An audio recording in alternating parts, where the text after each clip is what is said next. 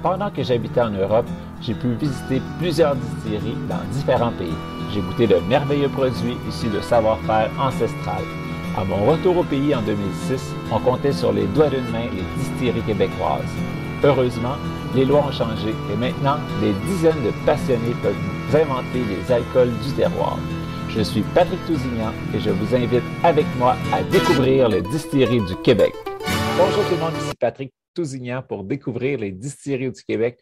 Aujourd'hui, on s'en va découvrir une nouvelle distillerie, la distillerie La Ponce. Je suis avec Véronique Labbé. Ça va bien, Véronique? Oui, ça va très bien, merci. Yeah. Ben, première fois qu'on se parle, qu'on se voit aujourd'hui, fait que j'ai hâte d'en apprendre plus sur toi, sur ton chum, sur votre entreprise, puis sur vos gins. Fait que, pour commencer, vous avez d'où vous est venue l'idée de démarrer une distillerie? Ben, en fait, c'est quand même un long processus, là, je te dirais. En fait, ben, faut savoir qu'on est deux dans l'entreprise, David et moi. Par contre, David est propriétaire unique. David, c'est un plombier, un propriétaire d'une autre entreprise, là, ici dans la région. Donc, il y avait déjà beaucoup de connaissances dans le niveau de tout ce qui est vapeur, soudure industrielle. C'est son métier là, de base au quotidien. Donc, c'est sûr qu'il était amené à travailler régulièrement dans des entreprises alimentaires, donc des usines industrielles alimentaires. Donc, tout ce côté usine alimentaire, mais c'est quelque chose qui vient de lui. Donc, moi, c'est plutôt le côté cueillette des produits forestiers qui m'intéressait davantage là-dedans. Bon, naturellement, là, comme tout propriétaire de distillerie, on est des passionnés de spiritueux, mais au-delà de ça, c'est tout notre parcours qui nous a amené un peu au fil du temps à s'intéresser au développement de spiritueux. Donc, moi, si on remonte dans le temps, là, la cueillette de produits forestiers non ligneux, ça fait des années là, que je m'intéresse à ça. Je vous dirais que même toute petite, là, j'étais déjà dans le bois à la recherche de qu'est-ce qui pouvait se manger, qui pouvait être macéré. Donc, avec le recul, là, je me rends compte que c'est quelque chose qui germait en moi depuis très, très longtemps. Donc, tout ça ensemble, le côté plomberie industrielle de David, de mes connaissances en produits forestiers, ben, c'est sûr que ça nous a grandement aidé là, à l'élaboration de ce projet-là. Puis vous êtes installé dans quelle région pour qu'on vous situe? On est à Sainte-Claire, dans Bellechasse. Donc, Bellechasse, là, c'est une MRC assez centrale dans Chaudière-Appalaches. C'est à 30 minutes de Lévis, 30 minutes de Sainte-Marie, 45 minutes, une heure là, de Québec. Ça dépend du trafic. Là. Donc, c'est très central. Sainte-Claire, c'est une ville qui est quand même assez connue. Là. C'est la ville où il y a les autobus Prévost, entre autres, là, qui sont fabriqués. Donc, des fois, les gens qui connaissent un peu ce secteur-là par rapport à cette entreprise-là. Fait que là, ton chum qui a l'expérience côté alimentaire, soudure, plomberie et tout, toi qui tripes avec les botaniques, voir qu'est-ce qui se mange, qu'est-ce qui se macère, et puis à quel moment vous avez eu le déclic pour dire OK, on part une distillerie? Ben, c'est un processus là, que je dirais qui s'est entamé là, environ 2 ans. Bon, comme tout le monde le sait, là, c'est un projet de longue haleine, là, le temps d'élaborer ça. Ça fait, je vous dirais, peut-être 4 ans là, qu'on travaille plus à la maison, là, à s'amuser. On prenait de l'alcool neutre là, qu'on achetait à la SAQ, là, comme tout le monde, puis on macérait différents aromates là, pour s'amuser à faire nos propres gins. Mais environ 2 ans là, où on s'est dit, bon, ben, go, on y va, on investit là-dedans, puis on développe notre projet tranquillement. Et ben, en fait, on a eu notre permis au mois d'octobre, là, ce qui nous a permis de lancer nos deux premiers jeans au mois de novembre, le 19. Fait que vous étiez pas mal prêt là, au moment où le permis arrive, vous savez déjà vers où s'aligner vos deux gins. Oui, absolument. Ça faisait quand même longtemps que ces deux-là étaient prêts sous forme de macération. Là. Donc, c'était juste à la fin là, des ajuster côté alambic là, pour qu'on arrive sensiblement au même résultat. Bien, justement, j'aimerais ça rentrer un peu dans ce sujet-là avec toi. C'est que entre la macération et la distillation, c'est pas tout qui passe pareil, c'est pas les arômes, le balancement des aromates n'est pas tout à fait le même. Comment s'est passé le petit processus d'ajustement entre macération puis vos alambics, puis même le volume qui n'est pas pareil, là, parce qu'on macère dans un pot maçon à peu près. Puis là, ton alambic, il y a combien de litres? On a un alambic de 200 litres, mais on en a aussi un autre plus petit de 30 litres, ce qui nous permet là, d'aller faire des tests un petit peu plus réguliers et moins coûteux, là, je dirais, pour aller balancer notre chose. Ça fait que quand même, on a été assez chanceux, là, étant donné que ça faisait longtemps que je m'asserrais, puis j'ai regardé ça un peu avec notre consultant, puis on est arrivé quand même assez rapidement euh, à un bon résultat, là, une histoire de semaine, puis c'était réglé. Le rubus un petit peu plus facilement. Le monarda, là, étant donné qu'il est un peu plus chargé, c'était un petit peu plus difficile à doser. Là. La monarde, c'est vraiment une plante très aromatique, là, mais quand même, ça a bien été, on est content. Ça, on va revenir très, très bientôt là, aux deux gins.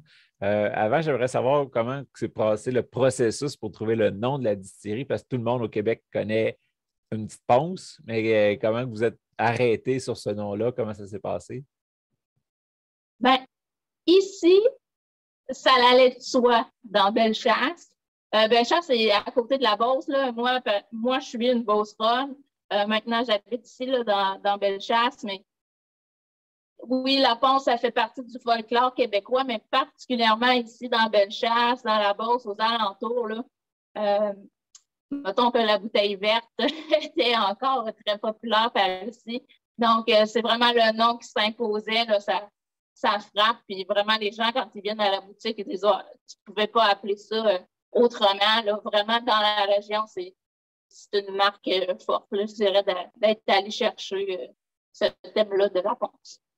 Et puis, avant qu'on rentre en détail dans tes deux gins, y en a-tu un des deux qui se prête mieux à une ponce ou les deux sont bien faits pour ça? C'est sûr qu'on travaille les produits pour qu'il y ait un bon résultat côté chaud. Donc, ils se prennent très, très bien. C'est sûr que le rubus fait vraiment la ponce beaucoup plus traditionnelle pour ceux qui la prennent vraiment avec du miel. Ou ici, c'est un petit peu, par ici, c'est une ponce tweakée, là, je dirais, parce que les gens utilisent plus le sirop d'érable pour faire un réduit ou une ponce que le miel, mais quand même, ça, on arrive vraiment à presque la ponce parfaite. Puis, le monarda, eh bien là, quand on le prend chaud, c'est quelque chose de très, très particulier parce que tout le côté aromatisé des plantes ressort fortement. Puis là, on se retrouve comme avec, je dirais, une ponce pimpée où on va avoir une tisane au gin. Donc, c'est vraiment quelque chose de très, très particulier. En tout cas, moi, j'aime beaucoup. Puis là, ben, il y en a plein des auditeurs puis de ceux qui nous regardent régulièrement qui vont dire ah, ça fait plein de fois qu'on parle de pas mettre de glace ou pas, pas l'avoir trop fort parce que ça réduit un peu le profil aromatique, ça renferme un peu tout. Mais là, toi, en parlant de le boire chaud, c'est le contraire, ça ouvre toutes, les saveurs explosent, les arômes explosent. Fait que là, on est encore une coche au-dessus de tablette, là. Absolument. Là, c'est sûr que ça se révèle fortement une fois qu'on met un peu d'eau chaude dans le produit. Donc, rentrons un petit peu plus profondément dans chacun des gins. Donc, tu les as travaillés pas mal en parallèle. Tu faisais les deux en même temps. Il n'y en a pas un qui l'a battu au complet, puis après ça, un coup qui était prêt à passer à l'autre. Tu avais différents aromates que tu trouvais, puis tu dis, ah, lui, il va fitter dans lui va fitter dans l'autre. C'est comme ça que tu les as bâtis. Oui, absolument. C'est sûr au fil des cueillettes, si on part de la base, ça fait vraiment longtemps que je cueille des produits. Donc, c'est sûr qu'à la base, il y a une grande partie de ces aromates-là que j'utilisais simplement en tisane. Donc, c'est sûr qu'on sait déjà un peu comment ça va goûter. Donc, on est capable de faire, on part la plante seule, puis au fil du temps, dans nos tisanes, on va la marier avec d'autres plantes. Fait que j'avais déjà une bonne connaissance de qu'est-ce qui allait avec quoi. Puis après ça, ben, explosent les idées. Mais vraiment, on les a travaillées en parallèle au fur et à mesure là, que je cueillais puis que je faisais des petits tests en tisane, en macération, etc. Fait que si on commence avec le rubus, parle-nous-en comment tu es venu, ben, l'élaboration, c'est quoi qui rentre dedans. C'est le fun parce que sur l'étiquette en arrière, on le voit vraiment bien, là, c'est bien décrit. Mais si tu nous parles un petit peu comment il est arrivé ton cheminement, de dire OK, eux autres, ils vont bien ensemble, on va faire ça, ça, ça. Et puis même ben, le nom vient en gros de ce que tu as mis dedans. Fait que je t'écoute. C'est ça, absolument. Ben, ceux qui connaissent un peu la botanique là, vont être capables facilement de se référer et puis de comprendre pourquoi on en est venu à les appeler comme ça. Donc, rubus, ben, essentiellement, on le travaille avec des plantes de la variété rubus. Ce que je voulais faire comme thème avec cette bouteille-là, c'était vraiment de développer un produit qui va représenter notre région, donc Chaudière-Appalaches, mais tu sais, plus globalement, la forêt mixte. On sait que la forêt boréale, les conifères, ça a été fortement utilisé. Donc, je voulais tenter d'aller ailleurs, de rester dans ma forêt mixte de Chaudière-Appalaches, puis de dénicher des trucs qui pouvaient être intéressants. Donc, c'est sûr que c'est très, très facile de cueillir en grande quantité là, dans nos forêts des plantes de la variété rubus, particulièrement la feuille de framboise. Mais aussi, j'avais accès à des bonnes talles de feuilles de mûr. Donc, c'était assez facile. Et la catrinette, ben, je suis très chanceuse. Sur ma terre, j'en ai quantité et quantité. C'est long à cueillir, mais c'est quand même une plante qui est très, très intéressante, là, qui a un petit goût légèrement vanillé. Donc, ça allait de soi de mettre ces trois plantes-là ensemble. On voulait aller chercher un goût citronné. On ne voulait pas non plus mettre trop d'écorce de citron. Donc, la mélisse me fait ressortir un autre petit goût citronné. Donc, on s'est dit, bon, ça se marie très, très bien. Et puis, un aromate que j'aime vraiment beaucoup, qui est très présent aussi sur le long de nos chemins forestiers, là, par ici, la chili millefeuille, qu'il faut doser là, légèrement parce que c'est quand même quelque chose d'assez puissant. Mais ça encore là, c'était facile à trouver parce que c'est important pour moi aussi dans le choix des plantes que ce soit des plantes qui sont pas en danger, qu'on peut trouver facilement, que je peux cueillir moi-même parce qu'il faut savoir qu'en grande partie, tout ce qui est produit ici est cueilli par moi et les enfants parce qu'on est une entreprise familiale. Fait que souvent, les enfants vont m'accompagner, sont avec moi. Quand ils sont amenés, ils arrêtent de cueillir, mais généralement, ils sont là. Ils m'aident un peu au conditionnement des plantes. Donc, c'est sûr il y avait cette volonté-là de choisir des plantes qu'on pouvait avoir facilement en grande quantité au niveau de la cueillette ou qu'on soit capable de planter à la maison. Là, la mélisse, quand on en plante à la maison, on est capable d'avoir des très, très grosses talles facilement. Donc, c'est intéressant pour ça. Et puis, ben, légèrement de Méric Baumier, ça, on n'en a pas tant que ça dans le Chaudière-Appalaches. Donc là, on se permet une petite excursion dans les Monts-Valin une fois par année pour aller s'en cueillir un petit peu. Donc, vraiment, clairement, sur nos bouteilles, vous allez le voir, qu'est-ce qui est des aromates de base qu'on est malheureusement obligé d'acheter. Et puis, ceux qu'on cueille nous-mêmes ici à la distillerie ou ceux qui sont cultivés, on aime ça faire la distinction pour que les gens ils voient vraiment qu'on a pris le temps d'aller faire cette cueillette-là pour eux, puis développer notre produit. Ben, tu as bien raison. J'ai aimé voir la distinction entre les trois catégories. Puis ça nous dit vraiment là, parce que moi, il y a des affaires que je ne connaissais pas du tout, mais au moins là, tu me dis, ah ben oui, ça pousse naturellement autour de chez nous. Ah, celle-là, j'allais planter chez nous. C'est le fun de voir là. Fait que, si on le sent. Fait que, quand j'ai comparé hier les deux, un à côté de l'autre, lui, c'était le plus rond, généreux. Ça allait en chaleureux. Puis l'autre, le Monarda, il était plus, je dirais, pointu, frais, vif. C'est vraiment là, malgré que tu as fait les deux en même temps, mais tu as bien séparé. Il y a une ligne qui tranche entre les deux. Là. C'est vraiment différent Ouais, un de l'autre. C'est le fun. là, c'est sûr que c'est le fun d'aller cibler des clientèles un peu différentes aussi, là, que ce soit accessible à un peu tout le monde. Avant l'entrevue, tu me disais que justement, le Rubus, c'est le plus accessible. Fait que tout le monde qui commence avec le gin, ceux qui sont habitués avec le gin, c'est sûr que le Rubus, ils vont l'apprécier. Puis le Monarda, qu'on va parler un petit peu plus tard, lui, il est plus spécialisé, mettons. Fait que c'est pas monsieur, madame, tout le monde, c'est pas nécessairement celui-là qu'il faudrait commencer par. Là. Ben, généralement, là, c'est la tendance qui se dessine aussi à la boutique, là, vraiment.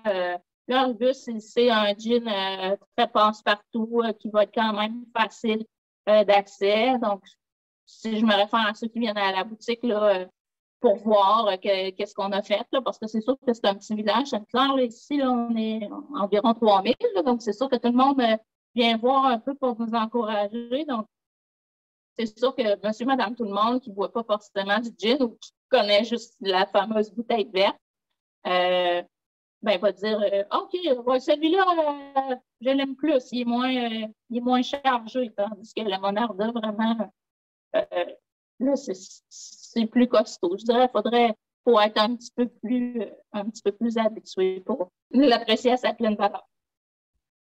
Puis, qu'est-ce qui apporte ce côté qui a pas fruité, très fruit, mais un côté englobant puis quasiment sucré en bouche, même si c'est pas sucré, là.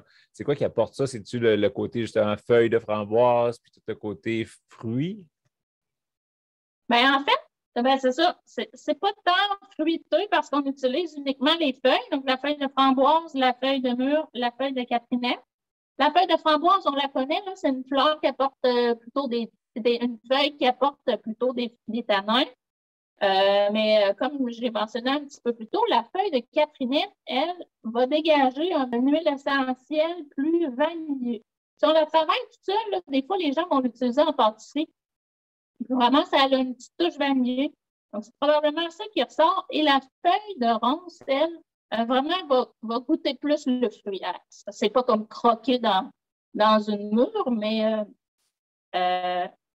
quand on la prend, par exemple, en infusion, là, vraiment, ça se rapproche grandement. Là, le goût fruité va ressortir davantage là, que quand on prend une tisane de framboise, par exemple. Puis il y a une belle complexité. Puis oui, je le remarque, le côté vanillé, ça doit être ça que pour moi, ça fait sucré dessert un peu. Mais c'est ça, c'est la vanille, c'est souvent ce qu'on ajoute dans ces plats-là. Mais en bouche, c'est pas sucré. Là, c'est vraiment une belle rondeur de l'alcool. Là. Très agréable. Puis à part la ponce, est-ce que tu as fait des tests? Est-ce que avec différents toniques, j'imagine, des choses comme ça, c'est quoi le meilleur match avec ton Rubus? Ben, encore là, j'avais cette volonté-là qu'au moins un de nos produits soit très, très polyvalent. Donc, actuellement, là, pour ceux là, qui prennent pratiquement que des gin toniques, là, on voulait que ce soit notre gin passe-partout puis que les gens puissent l'utiliser presque à toutes les sauces. Donc, vraiment, quand on prend un gin tonic, peu importe ce qu'on ajoute à notre gin tonic, que ce soit la lime, le citron, bon, ben, je l'ai dit, là, il y a quand même des arômes de citronnés, là, des arômes de citrus dans cette bouteille-là. Donc, peu importe la grume qu'on utilise, c'est très bon. Naturellement, on y ajoute des petits fruits, framboises, bleuets. Ça va très bien passer aussi à cause de l'utilisation des feuilles de la variété Rubus. Donc, généralement, là, je recommande ici, ben nous, à la boutique, on tient les générations soda, donc que ce soit le léger ou pardon, que ce soit le léger ou le régulier. Généralement, c'est ce que je recommande avec celui-là. Et puis, ici, on a développé un petit cocktail fort intéressant avec le Rubus. On lui ajoute, pour ceux qui aiment vraiment avoir quelque chose un peu plus conifère, là, on lui ajoute du sirop de sapin. Donc, si vous en faites vous-même ou si vous en avez, nous ici, on tient le gourmet sauvage, là, mais il y en a quantité d'autres. Donc, si vous faites un petit gin tonic avec un ajout de sirop de sapin, c'est très intéressant. Wow, ben ça donne le goût de l'essayer. Ben, super beau produit. Et puis, si maintenant on passe à ton deuxième, le Monarda, ça, c'est quoi qui rentre dans la fabrication, puis comment on l'utilise? Oui, eh bien, en fait, le Monarda, on en a déjà un petit peu parlé. C'est un gin beaucoup plus aromatisé. Monarda, parce que l'ingrédient, le principal ingrédient qu'on a voulu y mettre, c'est la fleur de monarde.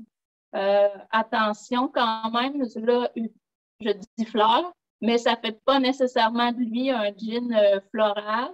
Au fil du temps, à discuter avec d'autres personnes, on en est venu à la conclusion qu'il était peut-être un peu plus herbacé que floral, parce que la monarde, si vous connaissez ça, c'est une fleur très, très aromatique qui va avoir des goûts un petit peu plus de thym, thym avec du poivre, dépendamment des variétés qu'on trouve.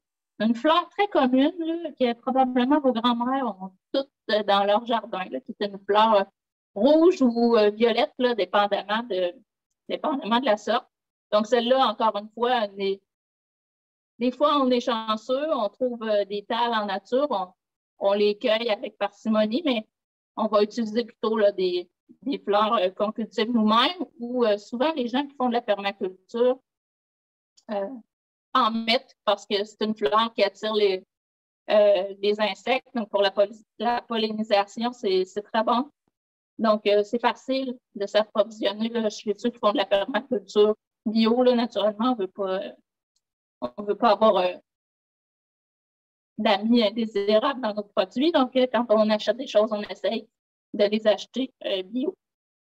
Donc, la monarde qui est présente, mais aussi un autre aromate que je voulais vraiment utiliser, le basilic sacré, qui n'a rien à voir vraiment avec le basilic réel qu'on connaît.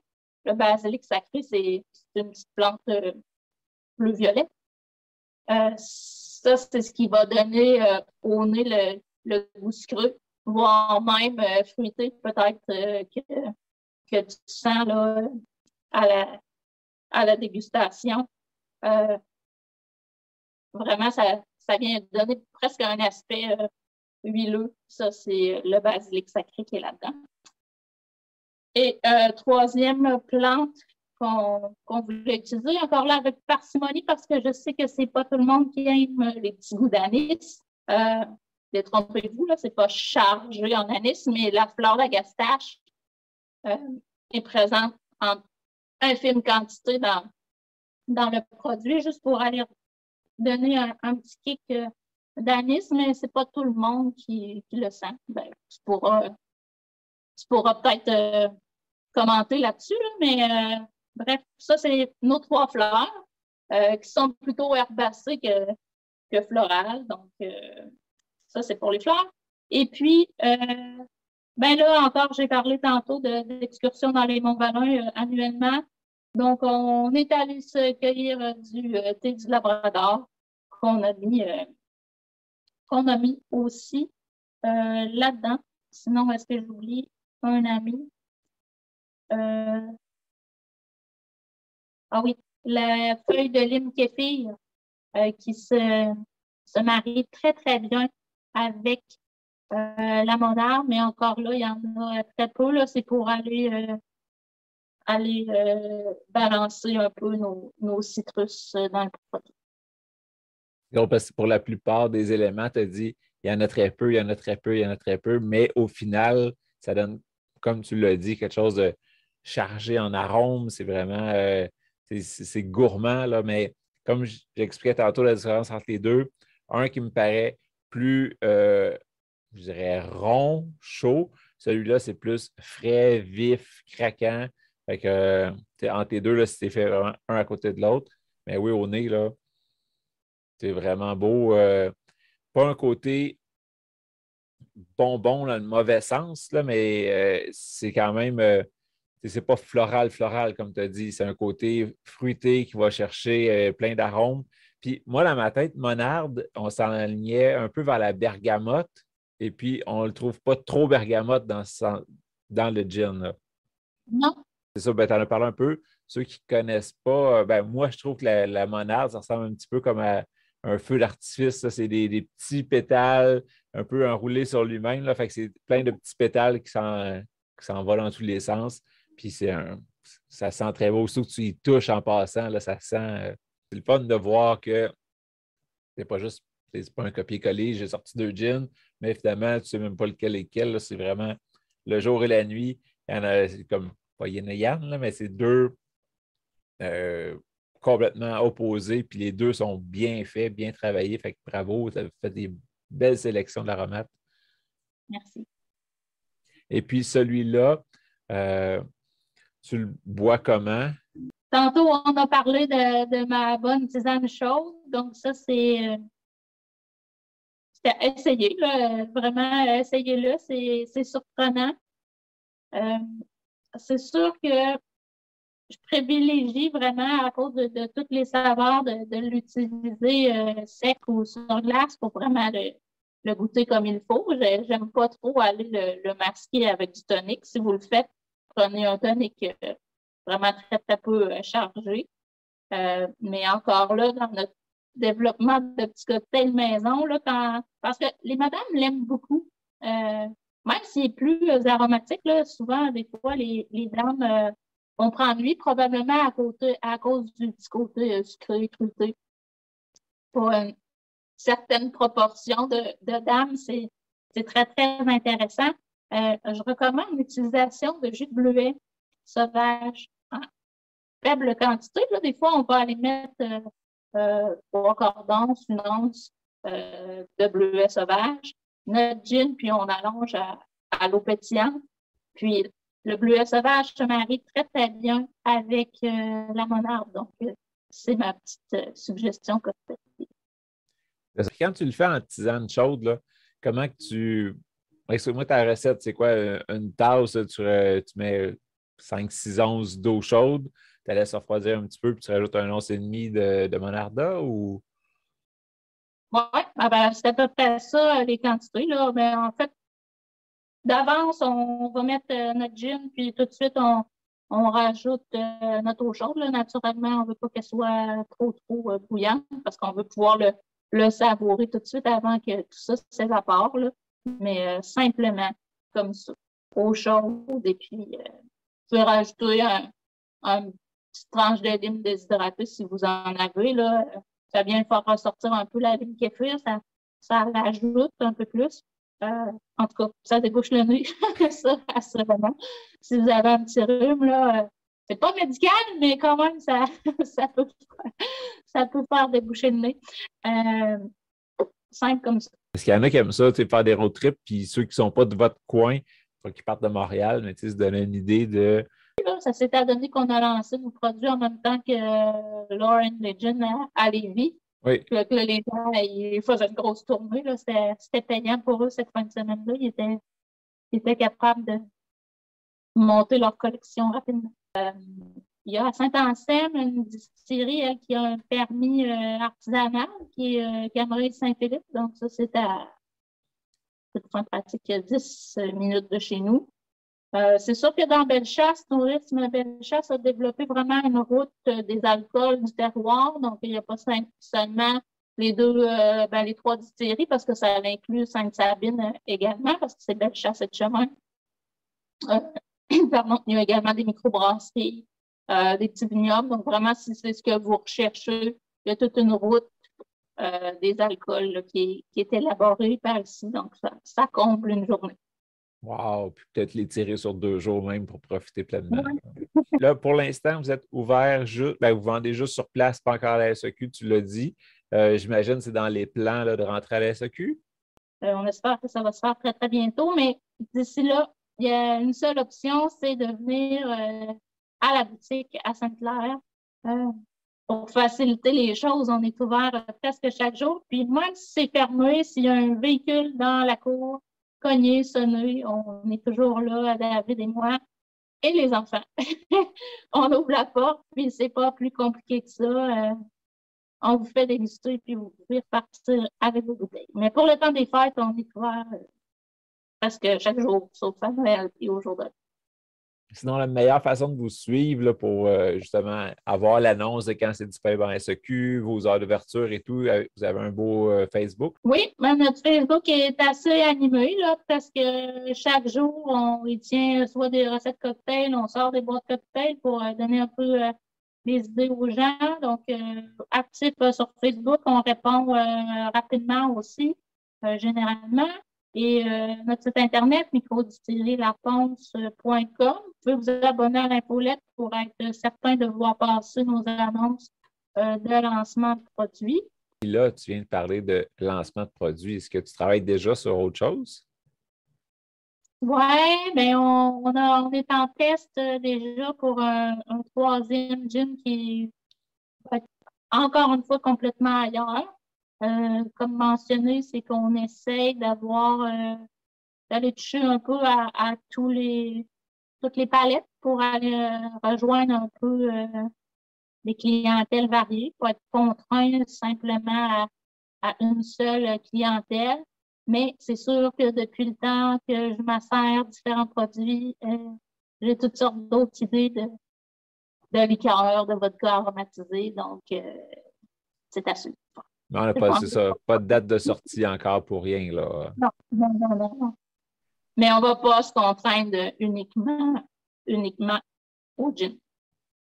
Okay. Ben, j'ai hâte d'en apprendre plus. Puis, qui sait, on se fera peut-être un petit lancement live en Facebook avec dégustation, puis les auditeurs qui vont pouvoir goûter en même temps que nous. Donc, je vous invite tout le monde à aller liker leur page Facebook. Si vous regardez ça sur Facebook, sur YouTube, mettez un petit pouce pour encourager Microdistillerie La Ponce. Aussi, surveillez SEQ.com parce que la plupart des produits sortent là en premier, puis après, ça indique que ça va être bientôt disponible dans les succursales. Et puis, je sais que la SEQ travaille fort pour avoir les produits du Québec sur leur tablette. Donc, j'imagine que ça ne restera pas longtemps à l'entrepôt. Après la première commande, là, ça va tout de suite partir. Souvent, c'est des SEQ dans votre coin à vous, puis après ça, ça va s'éparpiller partout au Québec. Mais si vous en voulez, SEQ.com, c'est souvent la façon la plus simple, la plus rapide de l'avoir chez vous. Et puis, allez vous les visiter. C'était une super belle rencontre ce matin. Un gros merci. Merci à toi de nous avoir invités. Puis, 2 beaux produits, j'ai hâte de voir la suite.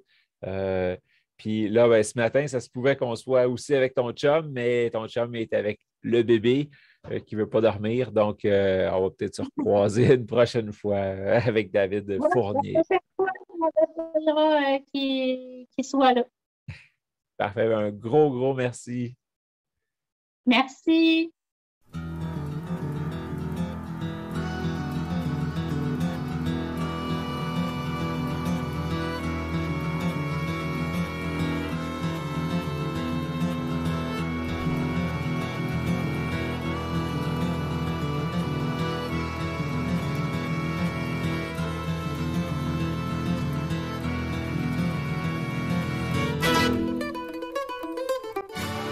Laisse-moi te parler de mon partenaire, Nevu Matrix, la nouvelle matrice pour réussir ensemble. C'est grâce à eux si je peux vivre mon rêve de partager toutes ces belles aventures parmi les distilleries du Québec. Clique sur le lien en bas. Toi aussi, tu mérites de vivre ton rêve. Ça, c'est une anecdote drôle qu'on aurait pu dire.